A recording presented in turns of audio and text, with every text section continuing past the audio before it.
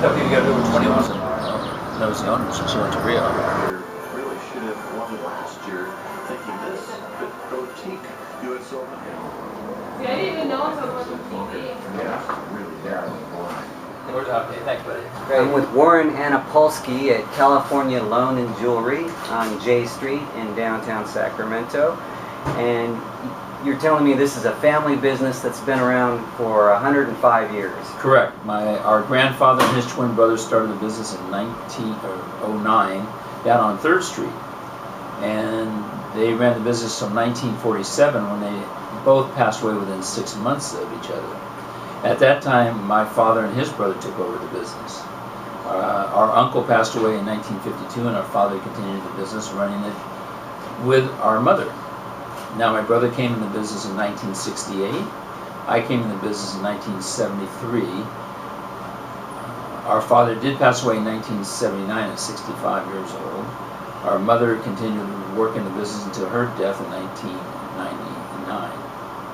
My brother and I have been running the business ever since our father passed away. So 3 generations of the same family. Of Anapolsky brothers who run the business, right? Okay. And essentially, do you consider it more of a pawn shop or a jewelry store, or how do you describe it? We're both. We are a pawn shop. We have really 2 businesses functioning here. We make loans to the public, and we also sell items that have not picked up, things we buy, things we special order to the people. And you have a display of old vintage magazines. Right. My brother and I have always been giving back to the community, and one way we thought about giving back to the community was have an exhibit. And we came up with this idea of these magazines that happen to belong to a collection that my friend in Los Angeles owns.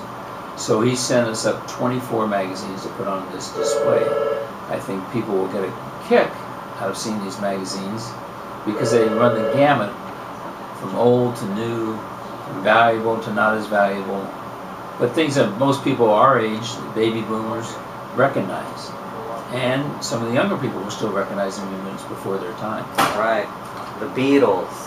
The Beatles, there's a great old book out there on the Beatles, yes. And Steve Jobs, the first Macworld, or an early Macworld magazine. The very first publication. Okay. And what a picture of Steve Jobs. Yeah.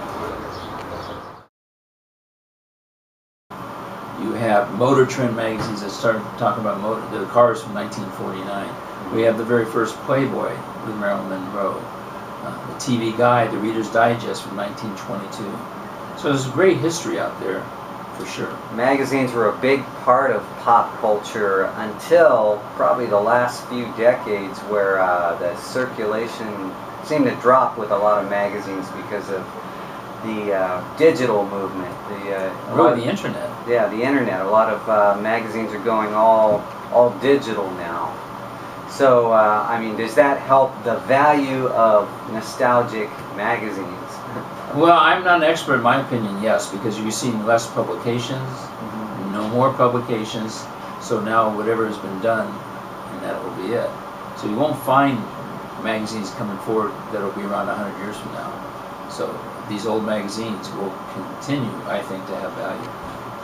So do you, as a vendor, ever sell vintage items like that, or is that mainly for display? Well, yes, we do vintage items. Yes, we've done magazines in the past. We've had nothing really rare. We've had vintage toys, but we deal in the collectible and eclectic type items here in our store, more so than probably most other pawn shops do. We've had rare baseball cards, we've had World Series rings, championship rings. That have very much collector's value. And that just happens to do with people who bring in items to try to, basically they're getting loans. Well, sometimes they sell them and sometimes they get loans, but basically my brother and I both have the philosophy like interesting items. And we've had a very good knack of being able to resell them and find the values of them, where a lot of the pawn shops either don't want to get involved with it, probably because they don't know how to sell it and who to go to find the real values. I notice you have some nice guitars hanging up, some electric guitars. Is that something like a specialty you deal with? It's a part of our business. Guitars have always been a big part of the pawn shop business. And you know, we have valuable ones, but we sell a lot of between $100 to $400 guitars. But we have sold in the past very valuable guitars, which $2,000, $3,000, $4,000, $5,000 guitars. That were brought in for what, a couple hundred? No. You know, those days everyone thinks the image of the pawn shop, you know, they're going to try to steal from you. Well, I'm sure there are pawn shops that want to steal from you, but we don't. We want to pay the most, we make a profit, and we move on. We want to give the customer the best we can, because if we treat a customer right, not only are they going to come back, they're going to send their friends to us because they realize how good we treated them. So we want to pay a fair price, we want to make a profit, and we just move on. And tell me about the jewelry side of your business. Jewelry, in the last 3 years, what's really driven our business has been the price of gold. Okay. And for those 3 years, we've been buying ungodly amounts of gold because the price was so high. People would come in with 3, 4 rings and a chain and walk out with $600, $700 because it had so much weight and had so much value.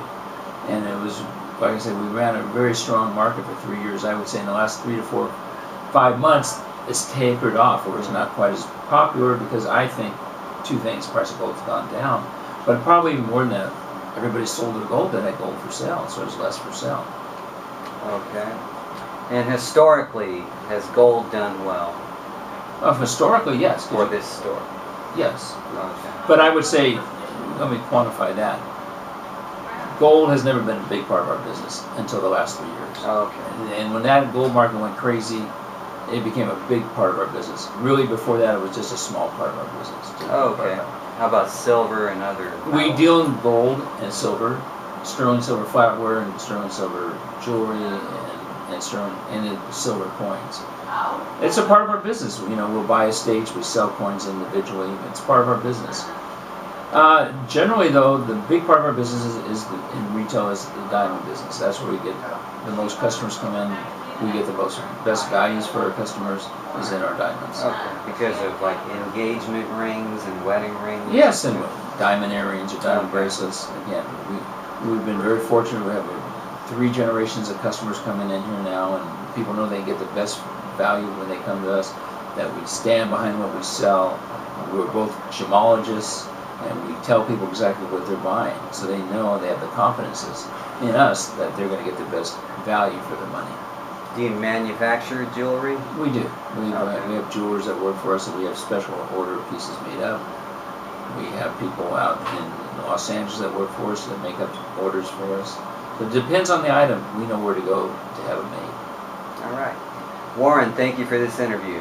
All right. I hope people get to come down and to look at this exhibit we have. It's going to be here till July 31st.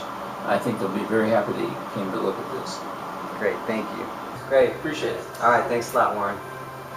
U.S. Open Air Story Period. And speaking of Pennsylvania, a lot of you viewers were thanking Jim Furyk after really should have won last year, thinking this bit boutique.